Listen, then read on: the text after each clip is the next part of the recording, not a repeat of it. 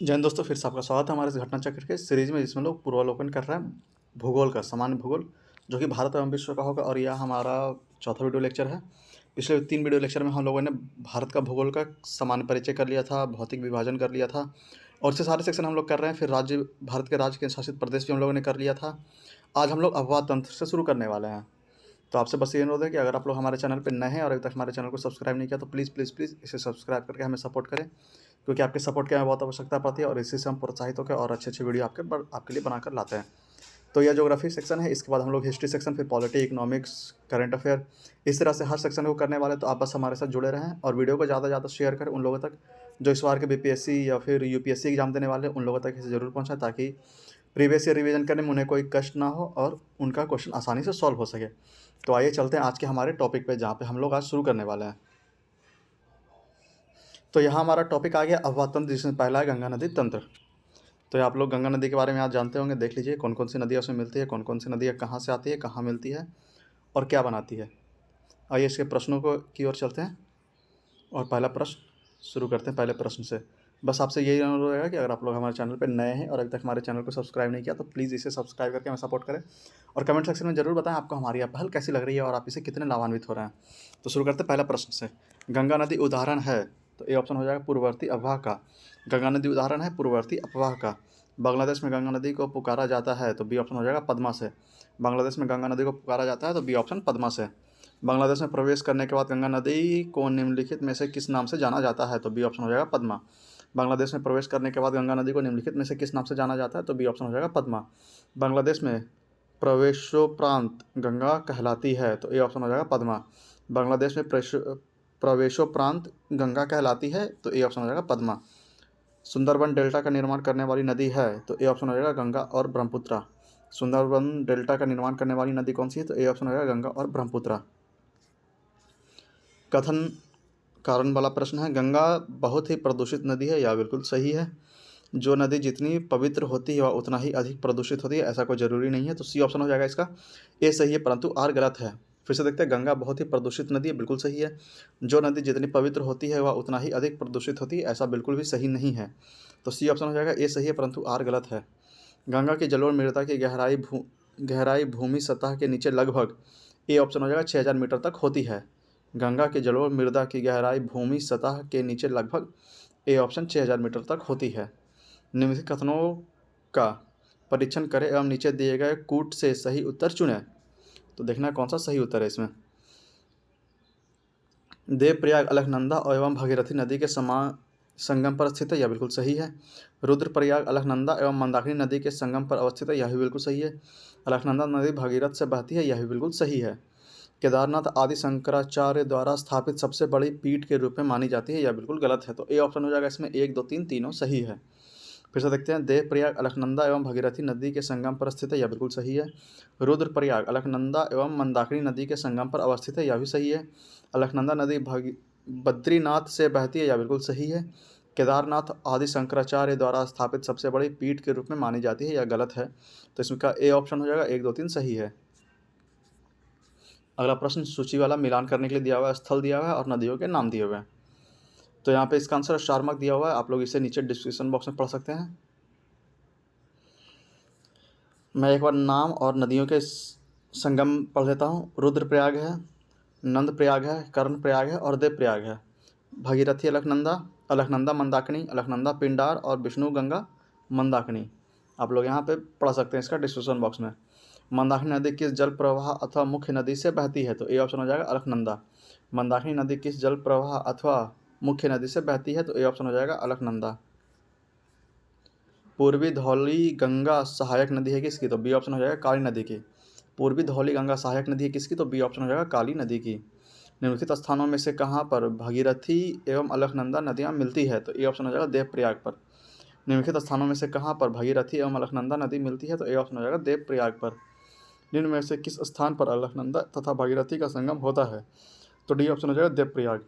निम्न में से किस स्थान पर अलकनंदा तथा भगीरथी का संगम होता है, तो डी ऑप्शन हो जाएगा देवप्रयाग पर। निम्नलिखित नगरों में अलकनंदा एवं भगीरथी कहाँ मिलकर गंगा नदी बनाती है, तो डी ऑप्शन हो जाएगा देवप्रयाग।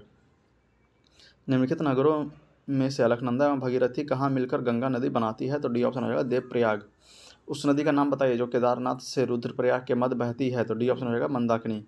उस नदी का नाम बताइए जो केदारनाथ से रुद्रप्रयाग के मध्य बहती है, तो हो जाएगा डी ऑप्शन मंदाकिनी। निम्नलिखित में से किस नदी के तट पर बद्रीनाथ का प्रसिद्ध मंदिर स्थित है, तो ए ऑप्शन हो जाएगा अलकनंदा। निम्नलिखित में से किस नदी के तट पर भगीरथी बद्रीनाथ का प्रसिद्ध मंदिर स्थित है, तो ए ऑप्शन हो जाएगा अलकनंदा। भारत की सबसे बड़ी वाही नदी है, वह नदी है, तो सी ऑप्शन हो जाएगा गंगा। भारत की सबसे बड़ी वाह नदी है, तो सी ऑप्शन हो जाएगा गंगा। भारत की सबसे लंबी नदी है, तो बी ऑप्शन हो जाएगा गंगा। भारत की सबसे लंबी नदी है, तो बी ऑप्शन गंगा। भगीरथी नदी कहलाती है, तो ए ऑप्शन हो जाएगा गोमुख से। भगीरथी नदी निकलती है कहाँ से, तो ए ऑप्शन हो जाएगा गोमुख से। गंगा नदी की एकमात्र सहायक नदी जिसका उद्गम मैदान में है को चिन्हित कीजिए, तो सी ऑप्शन हो जाएगा गोमती। गंगा नदी की एकमात्र सहायक नदी जिसका उद्गम मैदान से है को चिन्हित कीजिए, तो सी ऑप्शन हो जाएगा गोमती। यहाँ पे कथन कारण वाला प्रश्न दिया हुआ है। दिल्ली और आगरा के मध्य वर्ष के अधिकांश समय में यमुना नदी मृत हो जाती है, यह बिल्कुल सही है। यमुना अस्तित्ववाहिनी नदी है, तो यह गलत है, तो इसका आंसर सी हो जाएगा। ए सही है परंतु आर गलत है। फिर से, दिल्ली और आगरा के मध्य वर्ष के अधिकांश समय में यमुना नदी मृत हो जाती है, यह बिल्कुल सही है।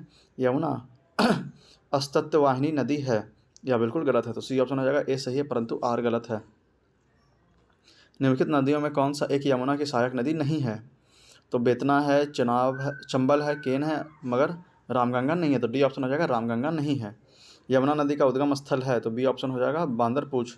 यमुना नदी का उद्गम स्थल कहाँ है, तो बांदरपूछ में। यमुना नदी की निम्नलिखित सहायक नदियों पर विचार कीजिए और उन्हें पश्चिम से पूर्व की ओर क्रम से व्यवस्थित कीजिए। तो पहले हो जाएगा चंबल, फिर हो जाएगा सिंध, फिर हो जाएगा बेतवा, फिर हो जाएगा केन। ए ऑप्शन हो जाएगा 4-3-1-2। 4-3-1-2। पहले हो जाएगा चंबल, फिर हो जाएगा सिंध, फिर हो जाएगा बेतवा, फिर हो जाएगा केन। 4-3-1-2 ए ऑप्शन।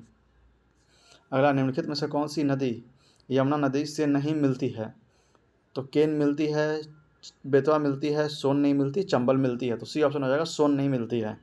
निम्नलिखित में से कौन सी नदी चंबल में नहीं मिलती है, तो क्षिप्रा मिलती है, काली सिंध मिलती है, बेतवा नहीं मिलती है, पार्वती मिलती है, तो सी ऑप्शन हो जाएगा बेतवा नहीं मिलती है। बेतवा नदी निकलती है कहाँ से, तो सी ऑप्शन हो जाएगा विंध्यन पहाड़ियों से। बेतवा नदी कहाँ से निकलती है, तो सी ऑप्शन हो जाएगा विंध्यन पहाड़ियों से। बेतवा नदी मिलती है, तो बी ऑप्शन हो जाएगा यमुना से। बेतवा नदी मिलती है कहाँ, तो बी ऑप्शन हो जाएगा यमुना से। इनमें से कौन सी सहायक नदी उत्तर वाहिनी है, तो सी ऑप्शन हो जाएगा सोन नदी उत्तर वाहिनी है। इनमें से कौन सी सहायक नदी उत्तर वाहिनी है, तो सी ऑप्शन हो जाएगा सोन उत्तर वाहिनी है। बाकी कोसी, घाघरा और गंडक दक्षिण वाहिनी है। निम्नलिखित में से कौन सी नदी गंगा नदी में बाएं से नहीं मिलती है, तो गोमती मिलती है, घाघरा मिलती है, कोसी मिलती है, सोन नहीं मिलती है। सोन दाएं से मिलती है। निम्नलिखित में से कौन सी नदी गंगा नदी में बाएं से नहीं मिलती है, तो डी ऑप्शन है सोन नहीं मिलती है, बाकी सब मिलती है। कौन सी श्रेणी यमुना और सोन के मध्य जल द्विविभाजन का कार्य करती है, तो बी ऑप्शन हो जाएगा कैमूर। कौन सी श्रेणी यमुना और सोन के मध्य जल द्विविभाजन का कार्य करती है, तो बी ऑप्शन हो जाएगा कैमूर। निम्न में से किस नदी का जल ग्रहण क्षेत्र सर्वाधिक है, तो बी ऑप्शन हो जाएगा सोन।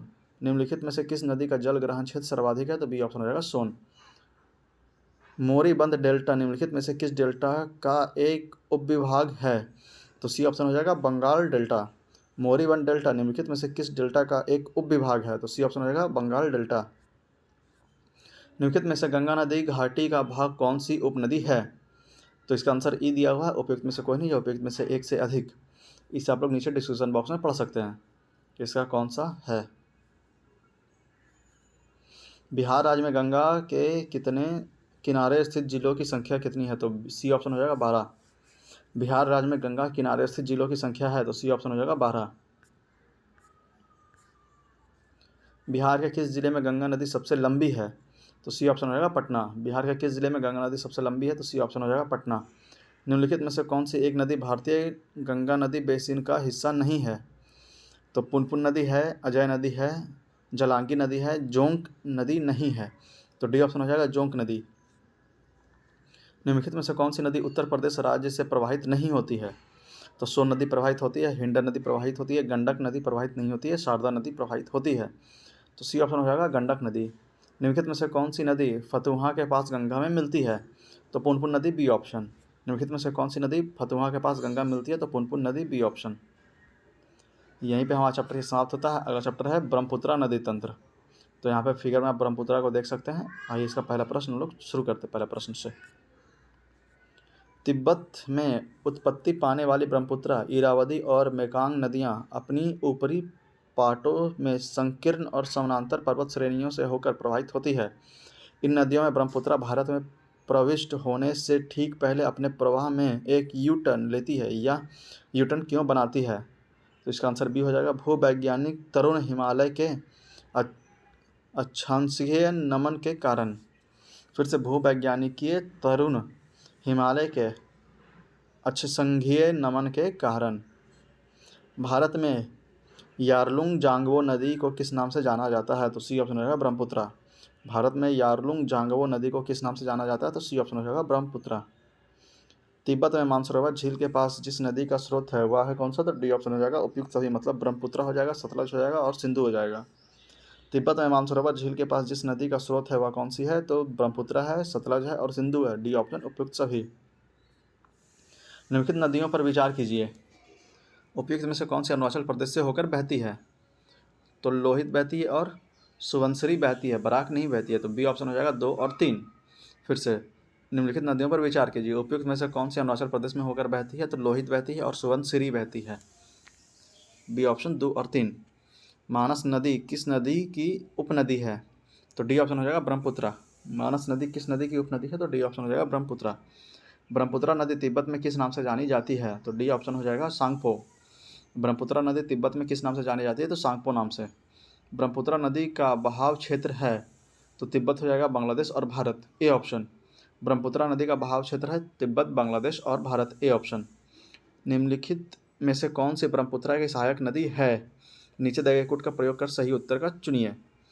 तो दिबांग हो जाएगा, कामेंग हो जाएगा और लोहित हो जाएगा। डी ऑप्शन हो जाएगा 1, 2, 3 तीनों हो जाएगा इसमें। निम्नलिखित में से कौन सी ब्रह्मपुत्रा की सहायक नदी है? दिबांग, कामेंग और लोहित तीनों हो जाएगा। तो डी ऑप्शन हो जाएगा 1, 2, 3।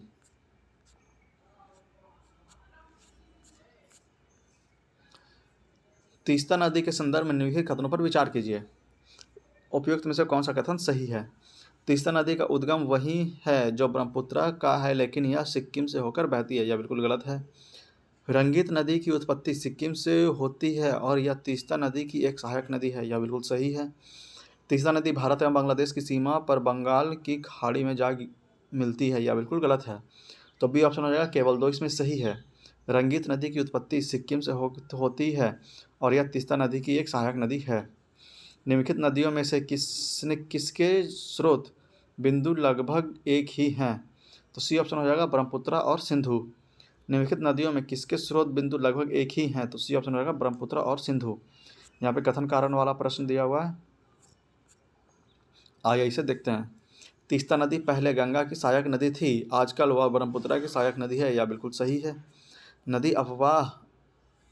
नदी अपहरण हिमालय की नदियों का एक प्रमुख गुण है, यह भी बिल्कुल सही है। तो इसका आंसर ए हो जाएगा। ए और आर दोनों सही है और आर ए की सही व्याख्या करता है। फिर से, तीस्ता नदी पहले गंगा की सहायक नदी थी, यह बिल्कुल सही है। आजकल वह ब्रह्मपुत्रा की सहायक नदी है। नदी अपहरण हिमालय की नदियों का एक प्रमुख गुण है, यह भी बिल्कुल सही है। तो ए ऑप्शन हो जाएगा। आर और ए दोनों सत्य है और आर ए की सही व्याख्या करता है। और यहीं पे हमारा ये चैप्टर खत्म होता है। अगला चैप्टर है दक्षिण भारत की नदियाँ। तो आप लोग दक्षिण भारत की नदियों से अच्छी तरह परिचित होंगे। आप लोग यहाँ मैप में एक बार देख सकते हैं। अब इसका प्रश्न आइए हम लोग शुरू करते हैं एक एक करके। तो पहला प्रश्न कथन कारण वाला है। पश्चिमी घाट की नदियाँ डेल्टा का निर्माण नहीं करती है, यह बिल्कुल सही है। वह छोटे मार्ग से तीव्र गति से गड़ी या कठोर चट्टानों के ऊपर से प्रवाहित होती है, यह बिल्कुल सही है। तो इसका आंसर ए हो जाएगा। ए आर की सही व्याख्या करता है। ए और आर दोनों सही है और आर ए की सही व्याख्या करता है। फिर से, पश्चिमी घाट की नदियाँ डेल्टा का निर्माण नहीं करती है, यह बिल्कुल सही है। वह छोटे मार्ग से तीव्र गति से कड़ी या कठोर चट्टानों के ऊपर प्रवाहित होती है, यह भी बिल्कुल सही है। तो इसका आंसर ए हो जाएगा। ए तथा आर दोनों सही है तथा आर ए की सही व्याख्या करता है। अगला प्रश्न फिर से कथन कारण वाला प्रश्न है, आइए इसे भी देखते हैं। प्रायद्वीपीय भारत की सभी प्रमुख नदियाँ बंगाल की खाड़ी में गिरती है, परंतु नर्मदा तथा तापी नदियाँ अरब सागर में गिरती है, यह बिल्कुल सही है। नर्मदा और तापी नदियाँ भ्रंश घाटी से होकर बहती है, यह भी बिल्कुल सही ऑप्शन है। तो इसका ए आंसर हो जाएगा। ए तथा आर दोनों सही है और आर ए की सही व्याख्या है। फिर से, प्रायद्वीपीय भारत की सभी प्रमुख नदियाँ बंगाल की खाड़ी में गिरती है, परंतु नर्मदा तथा तापी नदियाँ अरब सागर में गिरती है, यह बिल्कुल सही है। नर्मदा और तापी नदी भ्रंश घाटी से होकर बहती है, यह भी बिल्कुल सही है। तो ए ऑप्शन हो जाएगा। ए आर दोनों सही है तथा आर ए की सही व्याख्या है। अगला, नर्मदा नदी पश्चिम की ओर बहती है जबकि अधिकांश अन्य प्रायद्वीपीय बड़ी नदियाँ पूरब की ओर बहती है, ऐसा क्यों? तो यह एक रेखीय भ्रंश रिफ्ट से विस्तृत है, यह बिल्कुल सही है। यह बिंद और सतपुड़ा के बीच बहती है, यह भी सही है। भूमि की ढाल मध्य भारत से पश्चिम की ओर है, यह बिल्कुल सही है। तो इसका आंसर स्टार मार्क दिया हुआ, आप लोग चाहे तो इसे नीचे देख सकते हैं। नर्मदा नदी किस पर्वत श्रेणी के बीच स्थित है? तो सी ऑप्शन हो जाएगा, सतपुड़ा और विंध्याचल। नर्मदा नदी किस पर्वत श्रृंखला के बीच स्थित है? तो सी ऑप्शन हो जाएगा, सतपुड़ा और विंध्याचल। इन पश्चिमी वाहिनी नदियों में से कौन दो पर्वत श्रेणियों के बीच बहती है? तो बी ऑप्शन हो जाएगा, नर्मदा। इन पश्चिम वाहिनी नदियों में से कौन दो पर्वत श्रेणियों के बीच बहती है? तो बी ऑप्शन हो जाएगा, नर्मदा। यहाँ पे कथन कारण वाला प्रश्न दिया हुआ है। नर्मदा नदी अपने मुहाने पर डेल्टा का निर्माण करती है, यह बिल्कुल गलत है। वह एक भ्रंश घाटी से बहती है, यह बिल्कुल सही है। तो डी ऑप्शन हो जाएगा। ए गलत है परंतु आर सही है। फिर से, नर्मदा अपने मुहाने पर डेल्टा का निर्माण करती है, यह बिल्कुल गलत है। वह एक भ्रंश घाटी से बहती है, यह बिल्कुल सही है। तो डी ऑप्शन हो जाएगा। ए गलत है परंतु आर सही है। कौन सी नदियाँ रिफ्ट घाटी या भ्रंश द्रोणी फॉल्ट थ्रू से होकर बहती है? तो ए ऑप्शन हो जाएगा, नर्मदा। कौन सी नदी रिफ्ट घाटी या भ्रंश द्रोणी फॉल्ट थ्रू से होकर बहती है? तो ए ऑप्शन हो जाएगा, नर्मदा। नर्मदा घाटी उदाहरण है, तो बी ऑप्शन हो जाएगा, भ्रंश घाटी का। नर्मदा नदी उदाहरण किसका? तो बी ऑप्शन हो जाएगा, भ्रंश घाटी का। निम्नलिखित में से कौन सी एक नदी डेल्टा का निर्माण नहीं करती है? तो सी ऑप्शन हो जाएगा, नर्मदा। निम्नलिखित में से कौन सी एक नदी डेल्टा का निर्माण नहीं करती है? तो सी ऑप्शन हो जाएगा, डेल्टा, नर्मदा। निम्नलिखित में से कौन सी विशेष लक्षण नर्मदा नदी के लिए उपयुक्त है? तो सी ऑप्शन हो जाएगा, संरचनात्मक मूल। निम्नलिखित में से कौन सी एक विशेष लक्षण नर्मदा नदी के लिए उपयुक्त है? तो सी ऑप्शन हो जाएगा, संरचनात्मक मूल। निम्नलिखित में से कौन सी नदी डेल्टा नहीं बनाती है? तो यहाँ पे ऑप्शन में नर्मदा और ताप्ती दोनों दिया हुआ है, तो सी और डी दोनों हो जाएगा। आप लोग नीचे इसका बॉक्स में पढ़ सकते हैं, डिस्क्रिप्शन बॉक्स में। अधोलिखित में कौन सी नदी भ्रंश घाटी में प्रवाहित होती है? तो डी ऑप्शन हो जाएगा, ताप्ती। अधोलिखित में कौन सी नदी भ्रंश घाटी से प्रवाहित होती है? तो डी ऑप्शन हो जाएगा, ताप्ती। निम्नलिखित में से कौन सी भ्रंश घाटी से होकर प्रवाहित होती है? तो ए ऑप्शन हो जाएगा, तापी। निम्नलिखित में से कौन सी नदी भ्रंश घाटी से होकर प्रवाहित होती है? तो ए ऑप्शन हो जाएगा, तापी। निम्नलिखित में से कौन सी नदी बंगाल की खाड़ी में नहीं गिरती है? तो सी ऑप्शन हो जाएगा, तापी। बाकी महानदी, कृष्णा और गोदावरी बंगाल की खाड़ी में गिरती है। निम्नलिखित में से कौन सी नदी बंगाल की खाड़ी में नहीं गिरती है? तो सी ऑप्शन हो जाएगा, ताप्ती। बाकी महानदी, कृष्णा और गोदावरी बंगाल की खाड़ी में गिरती है। निम्नलिखित में से कौन सी नदी भ्रंश घाटी से होकर प्रवाहित होती है? तो सी ऑप्शन हो जाएगा, ताप्ती। निम्नलिखित में से कौन सी नदी भ्रंश घाटी से होकर प्रवाहित होती है? तो सी ऑप्शन हो जाएगा, तापी। निम्नलिखित में से कौन सा जनपद नर्मदा बेसिन का भाग है? तो ए हो जाएगा, राजनंदगांव। निम्नलिखित में से कौन सा जनपद नर्मदा बेसिन का भाग है? तो ए ऑप्शन हो जाएगा, राजनांदगांव। सोन नर्मदा तथा महानदी निकलती है, तो इसका आंसर स्टार मार्क दिया हुआ है। आप लोग चाहते हैं नीचे से डिस्क्रिप्शन बॉक्स में पढ़ सकते हैं। अमरकंटक में कौन सी नदी का उद्गम होता है? तो सी ऑप्शन हो जाएगा, नर्मदा। अमरकंटक में कौन सी नदी का उद्गम होता है? तो सी ऑप्शन हो जाएगा, नर्मदा। नर्मदा नदी का उद्गम कहाँ से होता है? तो डी ऑप्शन हो जाएगा, अमरकंटक। नर्मदा नदी का उद्गम कहाँ से होता है? तो डी ऑप्शन हो जाएगा, अमरकंटक। निम्नलिखित में से कौन सा सोन का वास्तविक स्रोत है? तो सी ऑप्शन हो जाएगा, बिलासपुर जिले के सोन बछारवार। निम्नलिखित में से कौन सा सोन नदी का वास्तविक स्रोत है? तो सी ऑप्शन हो जाएगा, बिलासपुर जिले का सोन बछारवार।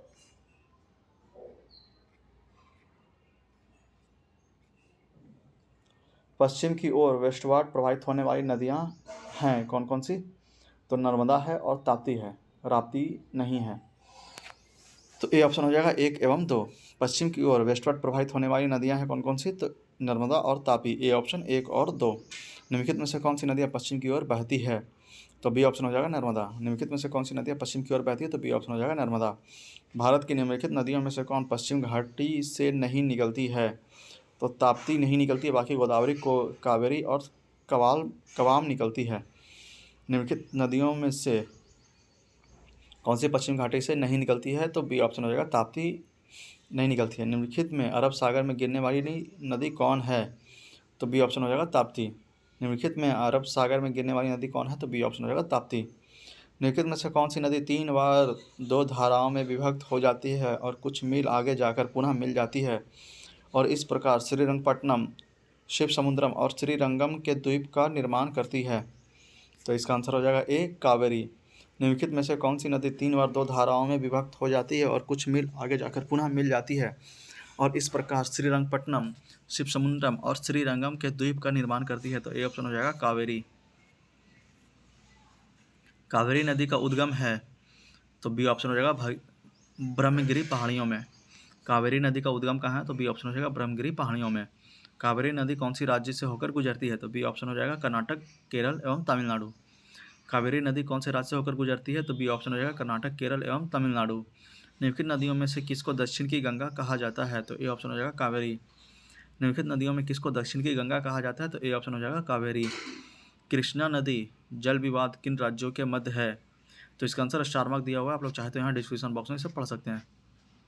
यह आंध्र प्रदेश, कर्नाटक एवं महाराष्ट्र के बीच है जल विवाद। नदियों की लंबाई के अवरोही क्रम में गोदावरी, महानदी, नर्मदा व तापी का सही अनुक्रम कौन सा है? तो सबसे पहले हो जाएगा गोदावरी, फिर हो जाएगा नर्मदा, फिर महानदी, फिर ताप्ती। B option. नदियों के लंबाई के अवरोही क्रम में गोदावरी, महानदी, नर्मदा व ताप्ती की सही अनुक्रम कौन सा है?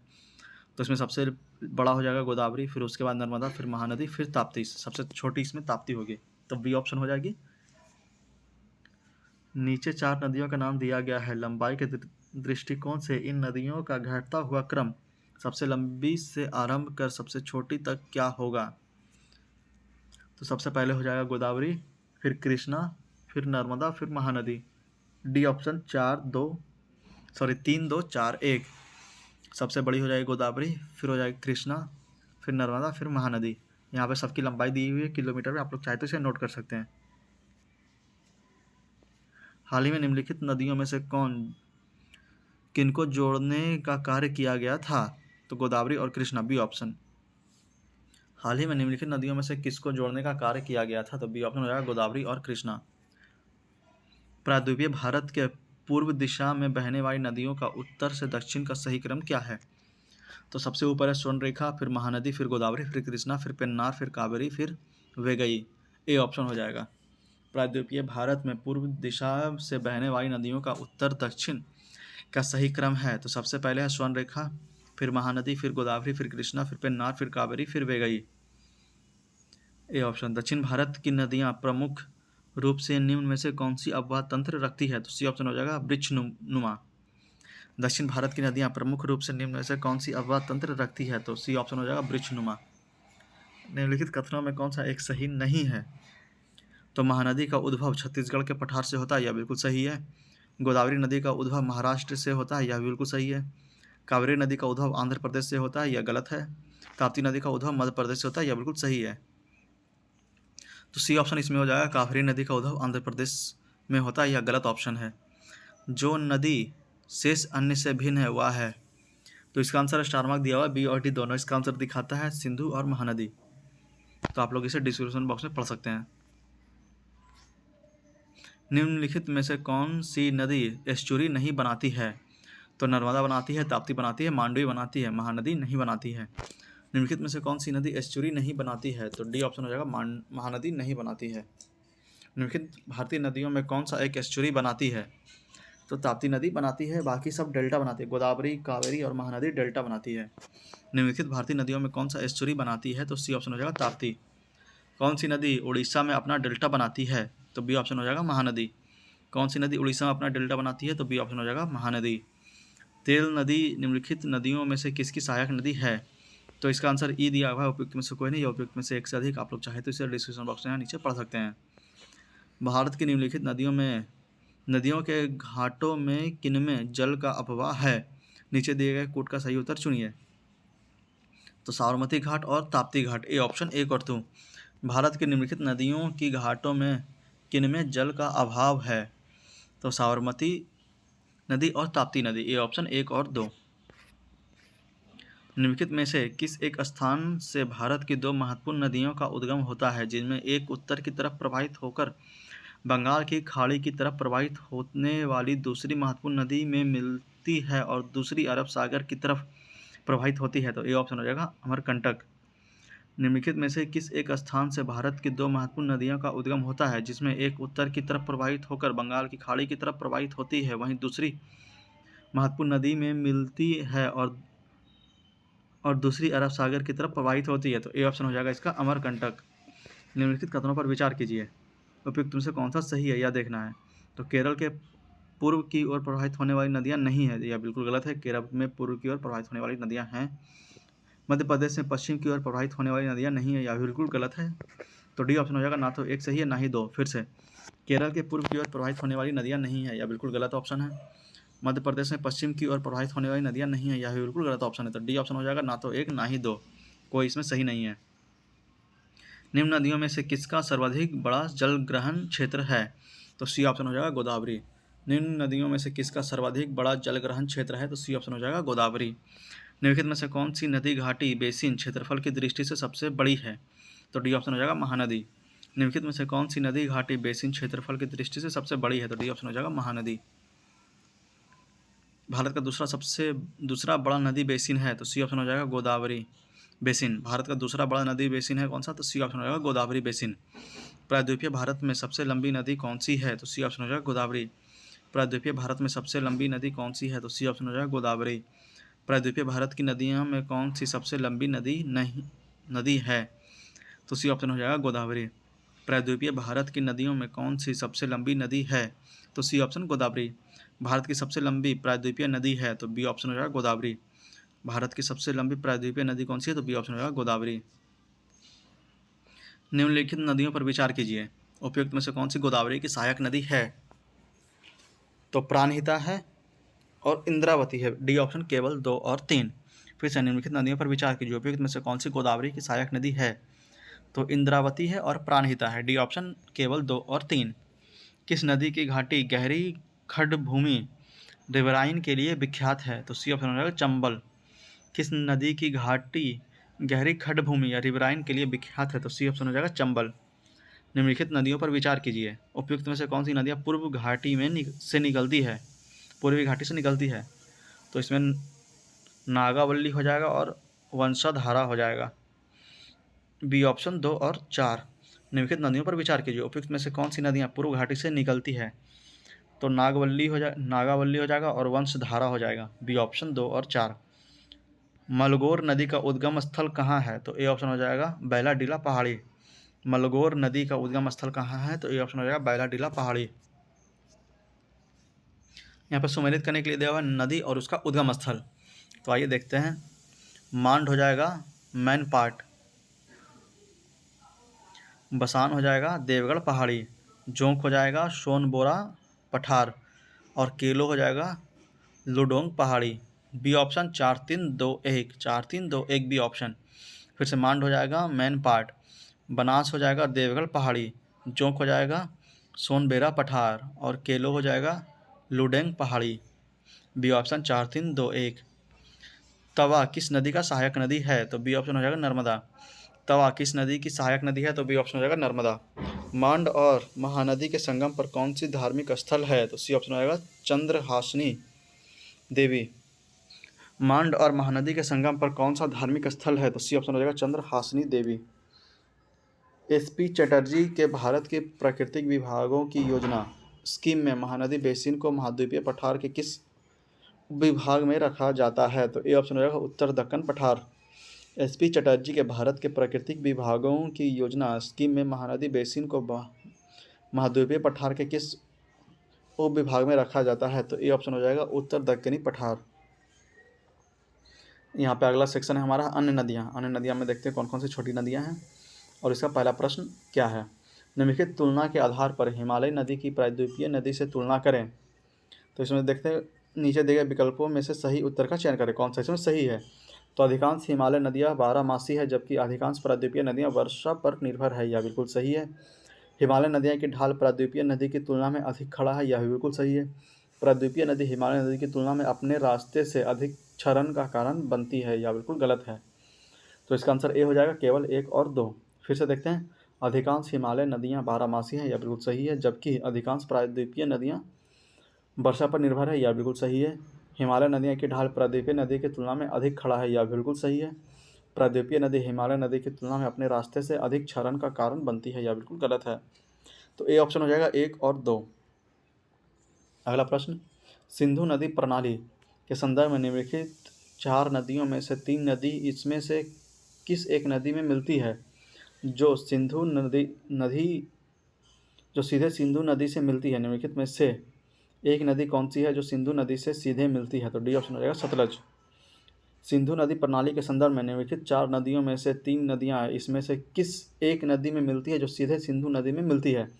निम्नलिखित में से एक नदी कौन सी है जो सीधे सिंधु नदी में मिलती है? तो डी ऑप्शन हो जाएगा सतलज। भारत में चंद्रा और भागा नदियां किस क्षेत्र में बहती है? तो सी ऑप्शन हो जाएगा लाहौल। भारत में चंद्र और भागा नदी किस क्षेत्र में बहती है? तो सी ऑप्शन हो जाएगा लाहौल। भारत की निम्नलिखित नदियों में से कौन सा हिमालय के सभी श्रेणियों को काटती है? तो बी ऑप्शन हो जाएगा सतलज। भारत की निम्नलिखित नदियों में कौन सा हिमालय के सभी श्रेणियों को काटती है? तो बी ऑप्शन हो जाएगा सतलज। निम्नलिखित में से कौन सी एक नदी हिमालय पार ट्रांस हिमालय नदी है? तो बी ऑप्शन हो जाएगा सतलज। निम्नलिखित में से कौन सी एक नदी हिमालय पार या ट्रांस हिमालय नदी है? तो बी ऑप्शन हो जाएगा सतलज। निम्नलिखित में से कौन सी नदी सतलज नदी की सहायक नदी नहीं है? तो बास्पा है, स्पीति है, रावी नहीं है और ब्यास है। तो सी ऑप्शन हो जाएगा रावी नहीं है। दूधगंगा नदी निम्न में से किसमें अवस्थित है? तो ए और सी इसका दोनों आंसर हो जाएगा, मतलब जम्मू एवं कश्मीर और उत्तराखंड। दूधगंगा नदी निम्न में से किसमें अवस्थित है? तो जम्मू और कश्मीर एवं उत्तराखंड दोनों में है, तो ए और सी दोनों हो जाएगा। निम्नलिखित में से कौन सी नदियाँ बंगाल की खाड़ी में गिरती हैं? तो गंगा गिरती है, ब्रह्मपुत्रा गिरती है, गोदावरी गिरती है, महानदी गिरती है, कृष्णा गिरती है, कावेरी गिरती है। तो इसका आंसर डी हो जाएगा, ए और बी दोनों। फिर से, निम्नलिखित में से कौन सी नदियाँ बंगाल की खाड़ी में गिरती है? तो गंगा गिरती है, ब्रह्मपुत्रा गिरती है, गोदावरी गिरती है, महानदी कृष्णा एवं कावेरी भी गिरती है। अगला प्रश्न, निम्नलिखित में से कौन एक कृष्णा नदी की सहायक नदी नहीं है? तो भीमा है, डान है, तेल नहीं है और तुंगभद्रा है। तो सी ऑप्शन हो जाएगा तेल नहीं है। निम्नलिखित में से कौन सी एक कृष्णा नदी की सहायक नदी नहीं है? तो सी ऑप्शन हो जाएगा तेल नदी नहीं है। हगरी सहायक नदी है किसका? तो डी ऑप्शन हो जाएगा तुंगभद्रा की। हगरी सहायक नदी है किसका? तो डी ऑप्शन तुंगभद्रा की। निम्नलिखित नदियों पर ध्यान दीजिए। इन नदियों का उत्तर दक्षिण दिशा के आधार पर क्रम स्थापन करने पर सही अनुक्रम होगा। तो सबसे पहले हो जाएगा किशन गंगा, फिर हो जाएगा गंगा, फिर हो जाएगा वेन गंगा, फिर हो जाएगा पेन गंगा। ए ऑप्शन हो जाएगा 1, 2, 3, 4।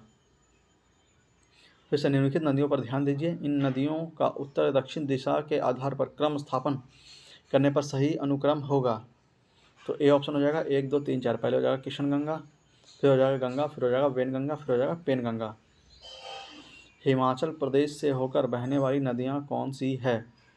तो डी ऑप्शन हो जाएगा ब्यास, चिनाब, रावी, सतलज और यमुना। हिमाचल प्रदेश से होकर बहने वाली नदियाँ कौन सी है? तो ब्यास, चिनाब, रावी, सतलज और यमुना, डी ऑप्शन। नीचे दिए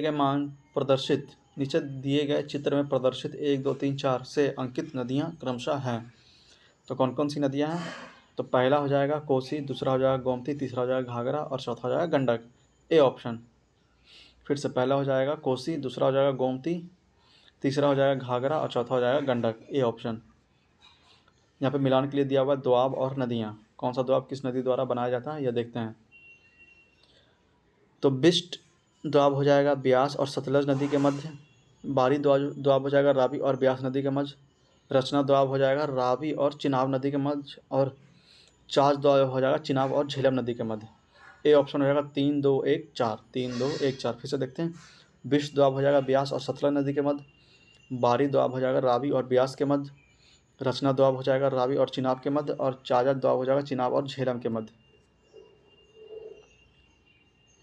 दामोदर, कोयला और स्वर्णरेखा नदी निम्नलिखित में से किससे निकलती है? तो सी ऑप्शन हो जाएगा छोटा नागपुर पठार।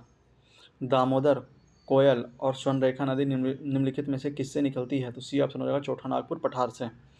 निम्न नहरों में से किससे दामोदर नदी से निकाला गया है? तो बी ऑप्शन हो जाएगा एडन नहर। निम्न नहरों में से किसे दामोदर नदी से निकाला गया है? तो एडन नहर, बी ऑप्शन। भारत की निम्नलिखित नदियों में से कौन सी दामोदर नदी की सहायक नदी है? तो बी ऑप्शन हो जाएगा इंद्रावती। भारत की निम्नलिखित नदियों में से कौन सी दामोदर की सहायक नदी है? तो बी ऑप्शन हो जाएगा इंद्रावती। दामोदर जिसकी सहायक नदी है वह है, तो बी ऑप्शन हो जाएगा हुगली। दामोदर जिसकी सहायक नदी है वह है कौन सा? तो बी ऑप्शन हो जाएगा हुगली। दामोदर नदी निकलती है कहाँ से? तो बी ऑप्शन हो जाएगा छोटा नागपुर के पठार से। दामोदर नदी निकलती है कहाँ से? तो बी ऑप्शन छोटा नागपुर के पठार से। रजरप्पा किन नदियों के संगम पर अवस्थित है? तो ए ऑप्शन हो जाएगा दामोदर और भेरा। रजरप्पा किन नदियों के संगम पर अवस्थित है? तो दामोदर और भेगा, ए ऑप्शन। पूर्व की ओर बहने वाली भारत की निम्नलिखित नदियों में से किस एक में निम्न बलन या डाउन रैपिंग के कारण विभ्रंश घाटी रिफ्ट वैली है? तो ए ऑप्शन हो जाएगा दामोदर।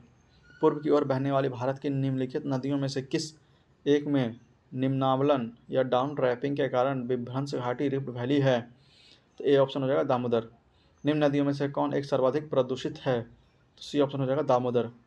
निम्न नदियों में से कौन एक सर्वाधिक प्रदूषित है? तो सी ऑप्शन हो जाएगा दामोदर। निम्नलिखित में से किस नदी के ऊपरी मार्ग में मीठा जल का परंतु निचले भाग में खारे जल का प्रवाह मिलता है? तो बी ऑप्शन हो जाएगा लूनी नदी। निम्नलिखित में से किस नदी के ऊपरी मार्ग पर मीठा जल का परंतु निचले भाग पर खारे जल का प्रवाह मिलता है? तो बी ऑप्शन हो जाएगा लूनी नदी। निम्नलिखित में से कौन भूमि बंधी नदी है? तो सी ऑप्शन हो जाएगा लूनी। निम्नलिखित में से कौन भूमि बंधी नदी है? तो लूनी नदी। लूनी नदी के संदर्भ में निम्नलिखित कथनों में कौन सा सही है? तो डी ऑप्शन हो जाएगा यह कच्छ के रन की दलदली भूमि में लुप्त हो जाती है। लूनी नदी के संदर्भ में निम्नलिखित कथनों में कौन सी एक सही है? तो डी ऑप्शन हो जाएगा यह कच्छ के रन की दलदली भूमि में लुप्त हो जाती है। अंतःस्थलीय अपवहन नदी का उदाहरण है? तो बी ऑप्शन हो जाएगा घग्गर। अंतःस्थलीय अपवहन नदी का उदाहरण है? तो बी ऑप्शन हो जाएगा घग्गर। बिहार की शोक किस नदी को कहा जाता है? तो सी ऑप्शन हो जाएगा कोसी। बिहार की शोक किस नदी को कहा जाता है? तो सी ऑप्शन हो जाएगा कोसी नदी। वर्ष 2008 में बिहार की कौन सी नदी में अपना मार्ग परिवर्तित किया एवं आपदा की स्थिति उत्पन्न की? तो सी ऑप्शन होगा कोसी। वर्ष 2008 में बिहार की कौन सी नदी ने अपना मार्ग परिवर्तित किया एवं आपदा की स्थिति उत्पन्न की? तो सी ऑप्शन होगा कोसी नदी। निम्न नदियों में से सबसे अधिक नदी पद परिवर्तन मैक्सिमम शिफ्टिंग ऑफ कोर्स किया है? तो सी ऑप्शन हो जाएगा कोसी नदी। निम्न नदियों में से सबसे अधिक नदी पद परिवर्तन मैक्सिमम शिफ्टिंग ऑफ कोर्स किया है? तो सी ऑप्शन हो जाएगा कोसी नदी। निम्न नदियों में से कौन अपने मार्ग में परिवर्तन के लिए कुख्यात है? तो बी ऑप्शन कोसी। निम्न नदियों में से कौन अपने मार्ग में परिवर्तन करने के लिए कुख्यात है? तो बी ऑप्शन हो जाएगा कोसी नदी। खारी नदी जिस अपवाह तंत्र का अंग है वह है? तो डी ऑप्शन हो जाएगा बंगाल की खाड़ी। खारी नदी जिस अपवाह तंत्र का अंग है वह है कौन सा? तो डी ऑप्शन हो जाएगा बंगाल की खाड़ी। निम्न में से कौन सी नदी का स्रोत हिमनादों में नहीं है? तो सी ऑप्शन हो जाएगा कोसी। निम्नलिखित में से कौन सी नदी का स्रोत हिमनादों में नहीं है? तो सी ऑप्शन हो जाएगा कोसी नदी। त्रिवेणी नहर में किस नदी से पानी आता है? तो डी ऑप्शन हो सी ऑप्शन हो जाएगा गंडक। त्रिवेणी नहर में किस नदी से पानी आता है? तो सी ऑप्शन हो जाएगा गंडक। त्रिवेणी नहर किस नदी पर निर्मित है? तो सी ऑप्शन हो जाएगा गंडक। त्रिवेणी नहर किस नदी पर निर्मित है? तो सी ऑप्शन हो जाएगा गंडक। भारत में उत्तर से दक्षिण की ओर जाते हुए नीचे दी गई नदियों का निम्नलिखित में से सही अनुक्रम कौन सा है? तो बी ऑप्शन हो जाएगा श्योक, जास्कर, सिप्ती और सतलज। भारत में उत्तर से दक्षिण की ओर जाते हुए नीचे दिए गए नदियों का निम्नलिखित में से सही अनुक्रम कौन सा है? तो बी ऑप्शन हो जाएगा श्योक, जास्कर, सिप्ती और सतलज। संथाल परगना में लगने वाला दुमका का हिजला मेला किस नदी के तट पर आयोजित किया जाता है? तो सी ऑप्शन हो जाएगा मयूर राछी। सतलज परगना में लगने वाला दुमका का हिजला मेला किस नदी के तट पर आयोजित किया जाता है? तो सी ऑप्शन हो जाएगा मयूराक्षी। दो राज्यों में पहली बार दो नदियों को जोड़ने की परियोजना के संबंध में समझौते के स्मृति पत्र पर हस्ताक्षर किए गए हैं। राज्यों और नदियों के नाम हैं? तो बी ऑप्शन हो जाएगा उत्तर प्रदेश एवं मध्य प्रदेश, केन एवं बेतवा। दो राज्यों में पहली बार दो नदियों को जोड़ने की परियोजना के संबंध में समझौते पर स्मृति पत्र पर हस्ताक्षर किए गए हैं। राज्यों और नदियों के नाम कौन कौन से हैं? तो बी ऑप्शन हो जाएगा उत्तर प्रदेश, मध्य प्रदेश। नदी हैं केन एवं बेतवा। उत्तर प्रदेश एवं मध्य प्रदेश राज्यों में संयुक्त राजघाट नदी घाटी परियोजना लागू की गई है? तो डी ऑप्शन हो जाएगा बेतवा नदी पर। उत्तर प्रदेश और मध्य प्रदेश राज्य में संयुक्त राजघाट नदी घाटी परियोजना लागू की गई है, तो डी ऑप्शन हो जाएगा बेतवा नदी पर। निम्नलिखित बांध में से कौन सा बेतवा नदी पर बनाया गया है, तो डी ऑप्शन हो जाएगा राजघाट बांध। निम्नलिखित बांधों में कौन सा बेतवा नदी पर बनाया गया है, तो डी ऑप्शन हो जाएगा राजघाट बांध। निम्नलिखित युगों पर विचार कीजिए। सहायक नदी एवं मुख्य नदी उपयुक्त में से कौन सा सही सुमेलित है, तो केवल 3 हो जाएगा, डी ऑप्शन मानस ब्रह्मपुत्रा, बाकी दोनों गलत हैं। निम्नलिखित युगों पर विचार कीजिए, उपयुक्त में से कौन सा सही सुमेलित है, तो मानस ब्रह्मपुत्रा सही है, डी ऑप्शन केवल 3। यहाँ पे कथन कारण वाला प्रश्न दिया हुआ है, आइए इसे देखते हैं। काली नदी भारत के दक्षिण भाग में पूर्व की ओर बहने वाली नदी है, यह बिल्कुल गलत है। दक्कन पठार अपने पश्चिमी किनारे पर उच्चता पर है और पूर्व में बंगाल की खाड़ी की दिशा में उसकी मंद प्रवणता है, यह बिल्कुल सही है, तो डी ऑप्शन हो जाएगा, ए गलत है परंतु आर सही है। फिर से, काली नदी भारत के दक्षिणी भाग में पूर्व की ओर बहने वाली नदी है, यह बिल्कुल गलत है। दक्कन पठार अपने पश्चिमी किनारे पर उच्चता पर और पूर्व में बंगाल की खाड़ी की दिशा में अपना उसकी मंद प्रवणता है, यह बिल्कुल सही है, तो डी ऑप्शन हो जाएगा, ए गलत है परंतु आर सही है। भारत की किस नदी पर विश्व का सबसे ऊंचा पुल बनाया जा रहा है, तो ए ऑप्शन हो जाएगा चिनाब नदी पर। भारत की किस नदी पर विश्व का सबसे ऊंचा पुल बनाया जा रहा है, तो ए ऑप्शन हो जाएगा चिनाब पर। महात्मा गांधी सेतु स्थित है, तो ए ऑप्शन हो जाएगा बिहार में। महात्मा गांधी सेतु स्थित है कहाँ, तो ए ऑप्शन बिहार में। निम्नलिखित में से किस नदी का उद्गम स्थल भारत में नहीं है, तो डी ऑप्शन हो जाएगा सतलज। निम्नलिखित में से किस नदी का उद्गम स्थल भारत में नहीं है, तो सतलज नदी का नहीं है, डी ऑप्शन। कपिली जिसकी सहायक नदी है वह है कौन सा, तो डी ऑप्शन हो जाएगा ब्रह्मपुत्र। कपिली जिसकी सहायक नदी है वह है कौन सा, तो डी ऑप्शन हो जाएगा ब्रह्मपुत्र। यहाँ पे मिलान करने के लिए दिया हुआ सूची 1 का सूची 2 से नदी है और उसकी सहायक नदी है। गंगा का हो जाएगा सोन, गोदावरी का हो जाएगा मंजीरा, कृष्णा का हो जाएगा भीमा और यमुना का हो जाएगा केन, डी ऑप्शन 4-3-1-2 4-3-1-2। फिर से, गंगा का हो जाएगा सोन, गोदावरी का हो जाएगा मंजीरा, कृष्णा का हो जाएगा भीमा और यमुना का हो जाएगा केन। फिर से अगला प्रश्न मिलान करने के लिए दिया हुआ नदी और उसकी सहायक नदियाँ। तो कृष्णा का हो जाएगा भीमा, ब्रह्मपुत्रा का हो जाएगा तीस्ता, गोदावरी का हो जाएगा इंद्रावती और यमुना का हो जाएगा चंबल, ये ऑप्शन 4-3-2-1 4-3-2-1। फिर से, कृष्णा का हो जाएगा भीमा, ब्रह्मपुत्रा का हो जाएगा तीस्ता, गोदावरी का हो जाएगा इंद्रावती और यमुना का हो जाएगा चंबल। निम्नलिखित में से कौन सा जोड़ा सही है, तो सी ऑप्शन सही हो जाएगा, लूनी राजस्थान। निम्नलिखित में से कौन सा जोड़ा सही है, तो सी ऑप्शन हो जाएगा लूनी और राजस्थान। निम्नलिखित नदियों में कौन अध्यारोपित नदी का उदाहरण है, तो सी ऑप्शन हो जाएगा चंबल। अध्यारोपित नदी का उदाहरण है चंबल नदी। संकोच नदी किसकी सीमा बनाती है, तो सी ऑप्शन हो जाएगा असम एवं पश्चिम बंगाल के बीच। संकोच नदी किसकी सीमा बनाती है, तो सी ऑप्शन हो जाएगा असम एवं पश्चिम बंगाल के बीच। निम्न में से कौन सी नदी मध्य प्रदेश से निकलती है और खंबात की खाड़ी में गिरती है, तो सी ऑप्शन हो जाएगा माही नदी। निम्नलिखित में से कौन सी नदी मध्य प्रदेश से निकलती है और खंबात की खाड़ी में गिरती है, तो सी ऑप्शन हो जाएगा माही नदी।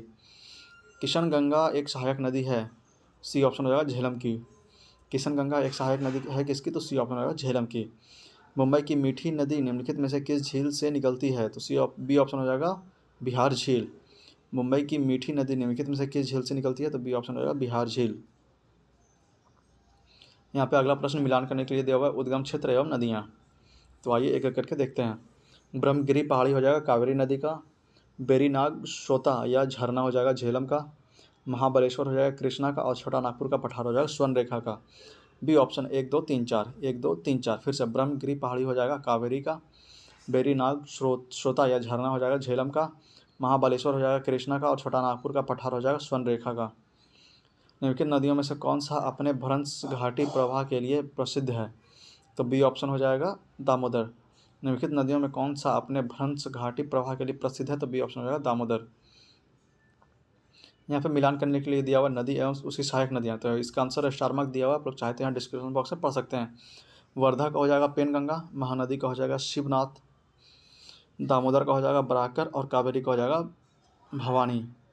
दक्षिण भारत की गंडीकोटा घाटी कैनियन निम्नलिखित नदियों में से किस एक में निर्मित हुई है, तो सी ऑप्शन हो जाएगा पेन्नार।